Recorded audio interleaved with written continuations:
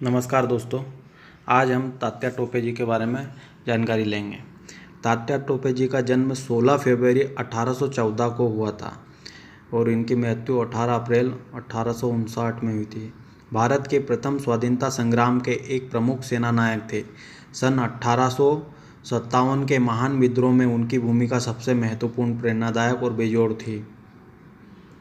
सन 57 के विद्रोह की शुरुआत 10 मई को मेरठ से हुई थी। जल्दी ही क्रांति की चिंगारी समूचे उत्तर भारत में फैल गई। विदेशी सत्ता का खूनी पंजा मोड़ने के लिए भारतीय जनता ने जबरदस्त संघर्ष किया। उसने अपने खून से त्याग और बलिदान की अमर गाथा लिखी। उस समय रक्त रंजित और गौरवशाली इतिहास के मंच से झांसी की रानी लक्ष्मीबाई, नाना साहब पेशवा, राव साहब, बहादुर जफर आदि के विदा हो जाने के बाद करीब एक साल बाद तक तात्या टोपे विद्रोहियों की कमान संभाले रहे। उनकी मृत्यु धोखे से ओरछा की रानी लड़ाई सरकार ने युद्ध के दौरान करी। इनका परिचय। तात्या का जन्म महाराष्ट्र में नासिक के निकट येवला नामक गांव में एक देशस्थ ब्राह्मण परिवार में हुआ था। उनके पिता पांडुरंगराव भट्ट मावलेकर पेशवा बाजीराव द्वितीय के घरू कर्मचारियों में से थे। बाजीराव के प्रति स्वामी भक्त होने के कारण वे बाजीराव के साथ सन 1818 में बिठूर चले गए थे। तात्या का वास्तविक नाम रामचंद्र पांडुरंग राव था, परंतु लोग इन्हें तात्या नाम से पुकारते थे। तात्या का जन्म तिथि 16 फरवरी 1814 माना जाता है। अपने 8 भाई बहनों में तात्या सबसे बड़े थे। कुछ समय तक तात्या ने ईस्ट इंडिया कंपनी में बंगाल आर्मी की तोपखाना रेजिमेंट में भी काम किया था, परंतु स्वतंत्र चेता और स्वाभिमानी तात्या के लिए अंग्रेजों की नौकरी असह्य थी। इसलिए बहुत जल्दी उन्होंने इस नौकरी से छुटकारा पा लिया और बाजीराव की नौकरी में वापस आ गए। कहते हैं तोपखाने में नौकरी के कारण ही उनके नाम के साथ तोपे जुड़ गया था, परंतु कुछ लोग इस संबंध में एक अलग किस्सा बतलाते हैं। कहा जाता है कि बाजीराव ने तात्या को एक बेशकीमती और नायाब टोपी दी थी। तात्या इस टोपे को बड़े चाव से पहनते थे, अतः बड़े ठाट बाट से वह टोपी पहनने के कारण लोग उन्हें तात्या टोपी या तात्या टोपे के नाम से पुकारने लगे। वह आजन्म अविवाहित रहे। 1857 के विद्रोह में भूमिका। सन 1857 के विद्रोह की लपटें जब कानपुर पहुंची और वहां के सैनिकों ने नाना साहब को पेशवा और अपना नेता घोषित किया, तो तात्या टोपे ने कानपुर में स्वाधीनता स्थापित करने में अगुवाई की। तात्या टोपे को नाना साहब ने अपना सैनिक सलाहकार नियुक्त किया। जब ब्रिगेडियर जनरल हैवलॉक की कमान में अंग्रेज सेना ने इलाहाबाद की ओर से कानपुर पर हमला किया, तब तात्या ने कानपुर की सुरक्षा में अपनी जी जान लगा दी, परंतु 16 जुलाई 1857 को उसकी पराजय हो गई और उसे कानपुर छोड़ देना पड़ा। शीघ्र ही तात्या टोपे ने अपनी सेनाओं का पुनर्गठन किया और कानपुर से बाहर मील उत्तर में बिठूर पहुंच गए। यहाँ से कानपुर पर हमले का मौका खोजने लगे। इस बीच हैवलॉक ने अचानक ही बिठूर पर हमला आक्रमण कर दिया। यद्यपि तात्या बिठूर की लड़ाई में पराजित हो गए, परंतु उनकी कमान में भारतीय सैनिकों ने इतनी बहादुरी प्रदर्शित की थी कि अंग्रेज सेनापति को की भी प्रशंसा करनी पड़ी। अंग्रेजी सेनापतियों को भी प्रशंसा करनी पड़ी। तात्या एक बेजोड़ सेनापति थे। पराजय से विचलित न होते हुए वे बिठूर से राव साहेब सिंधिया के इलाके में पहुँचे। वहाँ वे ग्वालियर कंटिंजेंट नाम की प्रसिद्ध सैनिक टुकड़ी को अपनी ओर मिलाने में सफल हो गए। वहां से वे एक बड़ी सेना के साथ कालपी पहुंचे। नवंबर 1857 में उन्होंने कानपुर पर आक्रमण किया। मेजर जनरल विंठल के कमान में कानपुर की सुरक्षा के लिए स्थित अंग्रेज सेना तितर बितर होकर भागी, परंतु यह जीत थोड़े समय के लिए थी। ब्रिटिश सेना के प्रधान सेनापति सर कॉलिन कैंपबेल ने तात्या टोपे को 6 दिसंबर को पराजित कर दिया। इसलिए तात्या टोपे खारी चले गए और वहां नगर पर कब्जा कर लिया। खाड़ी में उन्होंने अनेक तोपें और 3 लाख रुपये प्राप्त किए जो सेना के लिए जरूरी थे। इसी बीच 22 मार्च को सर हुरोज ने झांसी पर घेरा डाला। ऐसे नाजुक समय में तात्या टोपे करीब 20,000 सैनिकों के साथ रानी लक्ष्मीबाई की मदद के लिए पहुंचे। ब्रिटिश सेना तात्या टोपे और रानी की सेना से घिर गई। अंततः रानी की विजय हुई। रानी और तात्या टोपे इसके बाद कालपी पहुंचे। इस युद्ध में तात्या टोपे को एक बार फिर हुरोज के खिलाफ हार का मुंह देखना पड़ा। कानपुर, चरखारी, झांसी और कोंच की लड़ाई की कमान तात्या टोपे के हाथ में थी। चरखारी को छोड़कर दुर्भाग्य से अन्य स्थानों पर उनकी पराजय हो गई। तात्या टोपे अत्यंत योग्य सेनापति थे। कोंच की पराजय के बाद उन्हें यह समझते देर नहीं लगी कि यदि कोई नया और जोरदार कदम नहीं उठाया गया तो स्वाधीनता सेनानियों की पराजय हो जाएगी। इसलिए तात्या ने कालपी की सुरक्षा का भार झांसी की रानी और अपने अन्य सहयोगियों पर छोड़ दिया और वे स्वयं वेश बदलकर ग्वालियर चले गए। जब हुरोज कालपी की विजय का जश्न मना रहा था तब तात्या ने एक ऐसी विलक्षण सफलता प्राप्त की जिससे हुरोज अचंभे में पड़ गया। तात्या का जवाबी हमला अविश्वसनीय था। उसने महाराजा जयाजी राव सिंधिया की फौज को अपनी ओर मिला लिया और ग्वालियर के एक प्रसिद्ध किले पर कब्जा कर लिया था। झांसी की रानी तात्या और राव साहब ने जीत के डंके बजाते हुए ग्वालियर में प्रवेश किया और नाना साहब को पेशवा घोषित किया। इस रोमांचकारी सफलता ने स्वाधीनता सेनानियों के दिलों में को खुशी से भर दिया। परंतु इसके पहले कि तात्या टोपे अपनी शक्ति को संगठित करते, हुरोज ने आक्रमण कर दिया।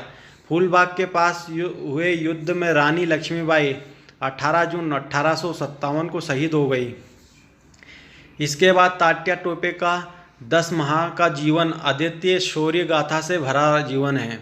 लगभग सब स्थानों पर विद्रोह कुचला जा चुका था, लेकिन तात्या ने 1 साल की लंबी अवधि तक मुट्ठी भर सैनिकों के साथ अंग्रेज सेना को झकझोरे रखा था। इस दौरान उन्होंने दुश्मन के खिलाफ एक ऐसे जबरदस्त छापेमार युद्ध का संचालन किया जिसने उन्हें दुनिया के छापेमार योद्धाओं की पहली पंक्ति में लाकर खड़ा कर दिया। इस छापेमार युद्ध के दौरान तात्या टोपे ने दुर्गम पहाड़ियों और घाटियों में बरसात से उफनती नदियों और भयानक जंगलों के पार मध्य प्रदेश और राजस्थान में ऐसी लंबी दौड़ दौड़ी जिसने अंग्रेजी कैंप में तहलका मचाए रखा। बार बार उन्हें चारों ओर से घेरने का प्रयास किया गया और बार बार तात्या को लड़ाइयाँ लड़नी पड़ी, परंतु यह छापामार योद्धा एक विलक्षण सूझबूझ से अंग्रेजों के घेरों और जालों के परे निकल गया। तत्कालीन अंग्रेज लेखक सिल्वेस्टर ने लिखा है कि हजारों बार तात्या टोपे का पीछा किया गया और 40-40 मील तक एक दिन में घोड़ों को दौड़ाया गया, परंतु तात्या टोपे को पकड़ने में कभी सफलता नहीं मिली। ग्वालियर से निकलने के बाद तात्या ने चंबल पार की और राजस्थान में टोंक, बूंदी और भीलवाड़ा गए। उनका इरादा पहले जयपुर और उदयपुर पर कब्जा करने का था, लेकिन मेजर जनरल रॉबर्ट्स वहां पहले ही पहुंच गया था। परिणाम यह हुआ कि तात्या को जब वे जयपुर से 30 मील दूर थे वापस लौटना पड़ा। फिर उनका इरादा उदयपुर पर अधिकार करने का हुआ, परंतु रॉबर्ट्स ने घेराबंदी की। उसने लेफ्टिनेंट कर्नल होम्स को तात्या का पीछा करने के लिए भेजा, जिसने तात्या का रास्ता रोकने की पूरी तैयारी कर रखी थी, परंतु ऐसा नहीं हो सका। भीलवाड़ा से आगे कंकरौली में तात्या की अंग्रेज सेना से जबरदस्त मुठभेड़ हुई, जिसमें वे परास्त हो गए। कंकरौली की पराजय के बाद तात्या पूर्व की ओर भागे ताकि चंबल पार कर सके। अगस्त का महीना था, चंबल तेजी से बढ़ रही थी, लेकिन तात्या को जोखिम उठाने में आनंद आता था। अंग्रेज उनका पीछा कर रहे थे, इसलिए उन्होंने बाढ़ में ही चंबल पार कर ली और झालावाड़ की राजधानी झलार पाटन पहुँचे। झालावाड़ का शासक अंग्रेज परस्त था, इसलिए तात्या ने अंग्रेज सेना के देखते देखते उससे लाखों रुपये वसूल लिए और 30 तोपों पर कब्जा कर लिया। यहाँ से इनका इरादा इंदौर पहुंचकर वहाँ के स्वाधीनता सेनानियों को अपने पक्ष में करके फिर दक्षिण पहुंचना था। तात्या को भरोसा था कि यदि नर्मदा पार करके महाराष्ट्र पहुंचना संभव हो जाए तो स्वाधीनता संग्राम को न केवल जारी रखा जाए बल्कि अंग्रेजों को भारत से खदेड़ा भी जा सकेगा। सितंबर 1857 के शुरू में तात्या ने राजगढ़ की ओर रुख लिया। वहाँ से उनकी योजना इंदौर पहुँचने की थी, परंतु इसके पहले कि तात्या इंदौर के लिए रवाना होते, अंग्रेजी फौज ने मेजर जन माइकल की कमान में राजगढ़ के निकट तात्या की सेना को घेर लिया। माइकल की फौजें थकी हुई थी, इसलिए उसने सुबह हमला करने का विचार किया, परंतु दूसरे दिन सुबह उसे यह देखकर आश्चर्य हुआ कि तात्या की सेना उसके जाल से निकल भागी है। तात्या ने ब्यावरा पहुंचकर मोर्चाबंदी कर रखी थी। यहाँ अंग्रेजों ने पैदल, घुड़सवार और तोपखाना दस्तों को लेकर एक साथ आक्रमण किया। यह युद्ध भी तात्या हार गए। उनकी 27 तोपें अंग्रेजों के हाथ लगी। तात्या पूर्व में बेतवा की घाटी की ओर चले गए। सिरोंज में तात्या की ने 4 तोपों पर कब्जा कर लिया और एक सप्ताह विश्राम किया।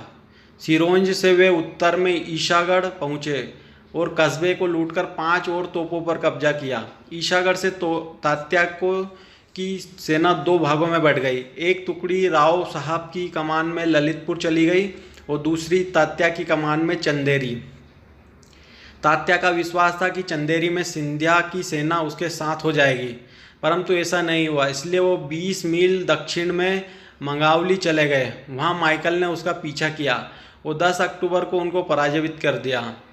जब तात्या ने बेतवा पार की और ललितपुर चले गए, जहाँ राव साहब भी मौजूद थे, उन दोनों को इरादा बेतवा के पार जाने का था, परंतु नदी के दूसरे तट पर अंग्रेज सेना रास्ता रोके खड़ी थी। चारों ओर घिरा देखकर तात्या ने नर्मदा पार करने का विचार किया। इस मंसूबे को पूरा करने के लिए वे सागर जिले में खुरई पहुँचे, जहाँ माइकल ने उसकी सेना के पीछे दस्ते को परास्त कर दिया। इसलिए तात्या ने होशंगाबाद और नरसिंहपुर के बीच फतेहपुर के निकट सरैया घाट पर नर्मदा पार की। तात्या ने अक्टूबर 1857 के अंत में करीब 2500 सैनिकों के साथ नर्मदा पार की थी। नर्मदा पार करने के बाद पहले ही तात्या के पहुंचने का संकेत मिल चुका था। 28 अक्टूबर को इटावा गांव के कोटवार ने छिंदवाड़ा से 10 मील दूर स्थित असरे थाने में एक महत्व की सूचना दी थी। उसने सूचित किया था कि एक भगवा झंडा, सुपारी और पान का पत्ता गांव-गांव घुमाया जा रहा है। उनका उद्देश्य जनता को जागृत करना था। उनसे संकेत भी मिलता था कि नाना साहब या तात्या टोपे उस दिशा में पहुंच रहे हैं। अंग्रेजों ने तत्काल कदम उठाए। नागपुर के डिप्टी कमिश्नर ने पड़ोसी जिलों के डिप्टी कमिश्नरों को स्थिति का सामना करने के लिए सचेत किया। इस सूचना को इतना महत्वपूर्ण माना गया कि उसकी जानकारी गवर्नर जनरल को दी गई। नर्मदा पार करके और उसकी दक्षिणी क्षेत्र में प्रवेश करके तात्या ने अंग्रेजों के दिलों में दहशत पैदा कर दी। तात्या इसी मौके की तलाश में थे और अंग्रेज भी उनकी इस योजना को विफल करने के लिए समूचे केंद्रीय भारत में मोर्चाबंदी किए थे। इस परिप्रेक्ष्य में तात्या टोपे की सफलता को निश्चय ही आश्चर्यजनक माना जाएगा। नागपुर क्षेत्र में तात्या के पहुंचने से बम्बई प्रांत का गवर्नर एल्फिंस्टन घबरा गया। मद्रास प्रांत में भी घबराहट फैली। तात्या अपनी सेना के साथ पचमढ़ी की दुर्गम पहाड़ियों को पार करते हुए छिंदवाड़ा के 26 मील उत्तर पश्चिम में जमई गांव पहुँचे। वहाँ के थाना के 17 सिपाही मारे गए। फिर तात्या बोरदेह होते हुए 7 नवंबर को मुल्ताई पहुँचे। दोनों बैतूल जिले में हैं। मुल्ताई में तात्या ने एक दिन विश्राम किया। उन्होंने ताप्ती नदी में स्नान किया और ब्राह्मणों को एक एक अशर्फी दान दी। बाद में अंग्रेजों ने ये अशर्फियाँ जब्त कर ली। मुल्ताई के देशमुख और देशपांडे परिवारों के प्रमुख और अनेक ग्रामीण उसकी सेवा में शामिल हो गए, परंतु तात्या को यहाँ जन समर्थन प्राप्त करने में वह सफलता नहीं मिली जिसकी उसने अपेक्षा की थी। अंग्रेजों ने बैतूल में उनकी मजबूत घेराबंदी कर ली। पश्चिम या दक्षिण की ओर बढ़ने के रास्ते बंद थे। अंततः तात्या ने मुल्ताई को लूट लिया और सरकारी इमारतों में आग लगा दी। वे उत्तर पश्चिम दिशा की ओर मुड़ गए और आठनेर और भैंसदही होते हुए वे पूर्व निमाड़ यानी खंडवा जिले पहुंच गए। ताप्ती घाटी में सतपुड़ा की चोटियां पार करते हुए तात्या खंडवा पहुंचे। उन्होंने देखा कि अंग्रेजों ने हर एक दिशा में उनके विरुद्ध मोर्चा बांध दिया है। खानदेश में सार हुरोज और गुजरात में जनरल रॉबर्ट्स उनका रास्ता रोके थे। बरार की ओर भी फौज उनकी तरफ बढ़ रही थी। तात्या के एक सहयोगी ने लिखा है कि तात्या उस समय अत्यंत कठिन स्थिति का सामना कर रहे थे। उनके पास ना गोला बारूद था और ना रसद ना पैसा। उन्होंने अपने सहयोगियों को आज्ञा दे दी कि वे जहाँ जा सकते हैं, परंतु निष्ठावान सहयोगियों और अनुयायी ऐसे कठिन समय में अपने नेता का साथ छोड़ने को तैयार नहीं थे। तात्या असीरगढ़ पहुंचना चाहते थे, परंतु असीर पर कड़ा पहरा था, अतः निमाड़ से विदा होने से पहले तात्या ने खंडवा, पिपलोद आदि के पुलिस थानों और सरकारी इमारतों में आग लगा दी। खंडवा से वे खरगोन होते हुए सेंट्रल इंडिया वापस चले गए। खरगोन में खजिया नामक नायक अपने 4000 अनुयायियों के साथ तात्या टोपे के साथ जा मिला। इनमें भील सरदार और मालसिन भी शामिल थे। यहाँ राजपुर में सदरलैंड के साथ एक घमासान लड़ाई हुई, परंतु सदरलैंड को चकमा देकर तात्या नर्मदा पार करने में सफल हो गए। भारत की स्वाधीनता के लिए तात्या का संघर्ष जारी था। एक बार फिर दुश्मन के विरुद्ध तात्या की महायात्रा शुरू हुई। खरगोन से छोटा उदयपुर, बांसवाड़ा, जीरापुर, प्रतापगढ़, नाहरगढ़ होते हुए वे इंदरगढ़ पहुँचे। इंदरगढ़ में उन्हें नेपेरियर, साबर्स, समरसेट, स्मिथ, माइकल और हानर्स नामक ब्रिगेडियर और उससे भी ऊंचे सैनिक अधिकारियों ने हर एक दिशा में घेर लिया। बचकर निकलने का कोई रास्ता नहीं था, लेकिन तात्या में अपार धीरज और सूझबूझ थी। अंग्रेजों के इस कठिन और असंभव घेरे को तोड़कर वे जयपुर की ओर भागे। देवास और शिकार में उन्हें अंग्रेजों से पराजित होना पड़ा। अब उन्हें निराश होकर परवन के जंगल में शरण लेने को विवश होना पड़ा। परवन के जंगल में तात्या टोपे के साथ विश्वासघात हुआ। नरवर का राजा मानसिंह अंग्रेजों से मिल गया और उसकी गद्दारी का कारण तात्या 8 अप्रैल 1859 को सोते में पकड़ लिए गए। रणबांकुरे तात्या को कोई जागते हुए नहीं पकड़ सका। विद्रोह और अंग्रेजों के विरुद्ध युद्ध लड़ने के आरोप में 15 अप्रैल 1859 को शिवपुरी में तात्या का कोर्ट मार्शल किया गया। कोर्ट मार्शल के सब सदस्य अंग्रेज थे। परिणाम जाहिर था, उन्हें मौत की सजा दी गई। शिवपुरी के किले में उन्हें 3 दिन बंद रखा। 18 अप्रैल को शाम 5 बजे तात्या को अंग्रेज कंपनी की सुरक्षा में बाहर लाया गया और हजारों लोगों की उपस्थिति में खुले मैदान में फांसी पर लटका दिया गया। कहते हैं कि तात्या फांसी के चबूतरे पर चढ़ कदमों से ऊपर चढ़े और फांसी के फंदे में स्वयं अपना गला डाल दिया। इस प्रकार तात्या मध्य प्रदेश की मिट्टी का अंग बन गए। कर्नल मालेसन ने सन 1857 के विद्रोह का इतिहास लिखा। उन्होंने कहा कि तात्या टोपे चंबल, नर्मदा और पार्वती की घाटियों के निवासियों के हीरो बन गए थे। सच तो यह है कि तात्या सारे भारत के हीरो बन गए हैं। पर्सी क्रास नामक एक अंग्रेज ने लिखा है कि भारतीय विद्रोह में तात्या सबसे प्रखर मस्तिष्क के नेता थे। उनकी तरह कुछ और लोग होते तो अंग्रेजों के हाथ से भारत छीना जा सकता था। किंतु राजस्थान हिस्ट्री कांग्रेस के 9वें अधिवेशन में कुछ ऐतिहासिक सामग्री प्रकाशन में आई। उसके अनुसार मानसिंह व तात्या टोपे ने एक योजना बनाई, जिसके अनुसार टोपे ने के स्वामी भक्त साथी को नकली तात्या टोपे बनने का लिए राजी कर तैयार किया गया और उसके लिए वह स्वामी भक्त तैयार हो गया। उसी नकली तात्या टोपे को अंग्रेजों ने पकड़ा और फांसी दे दी। असली तात्या टोपे इसके बाद भी 8-10 वर्ष तक जीवित रहा और बाद में वह स्वाभाविक मौत से मरा। वह हर वर्ष अपने गांव जाता था और अपने परिजनों से मिला करता था। गजेंद्र सिंह सोलंकी द्वारा लिखित व अखिल भारतीय इतिहास संकलन योजना, नई दिल्ली द्वारा प्रकाशित पुस्तक तात्या टोपे की कथित फांसी दस्तावेज क्या कहते हैं, श्री सोलंकी ने अपनी पुस्तक में अनेक दस्तावेजों एवं पत्रों का उल्लेख किया तथा उक्त पुस्तक के मुख्य पृष्ठ पर नारायण राव भागवत का चित्र भी छापा। पुस्तक में उन्हें उल्लेख में सन 1957 ईस्वी में इंदौर विश्वविद्यालय द्वारा प्रकाशित डॉक्टर रामचंद्र बिल्लौर द्वारा लिखित हमारा देश नाटक पुस्तक के पृष्ठ संख्या 46 पर पाद टिप्पणी में लिखा है कि इस संबंध में एक नवीन शोध यह है कि राजा मानसिंह ने तात्या टोपे को धोखा नहीं दिया, बल्कि अंग्रेजों की ही आंखों में धूल झोंकी। फांसी के तख्त पर झूलने वाला कोई देशभक्त था जिसने तात्या टोपे को बचाने के लिए अपने बलिदान दे दिया। तात्या टोपे स्मारक समिति ने तात्या टोपे के वास्ते से सन 1857 के क्रांति पत्र के नाम से सन 1978 में प्रकाशित किए। उक्त पत्रावली मध्य प्रदेश अभिलेखागार भोपाल मध्य प्रदेश में सुरक्षित है। इसमें मिले पत्र संख्या 1917 एवं 1918 के 2 पत्र तात्या टोपे के जिंदा बचने के प्रमाण हैं।